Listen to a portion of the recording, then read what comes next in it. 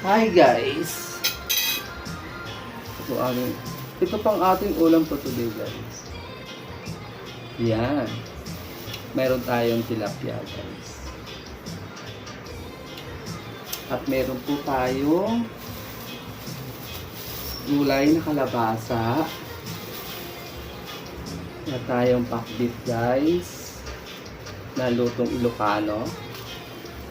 Lutong Ilocano po. Kasi may ari dun guys, Ilocano. Kaya ito po ang ating ulam for today guys. Kain po tayo guys. Kain po tayo dyan. Wala pong ano yan ha.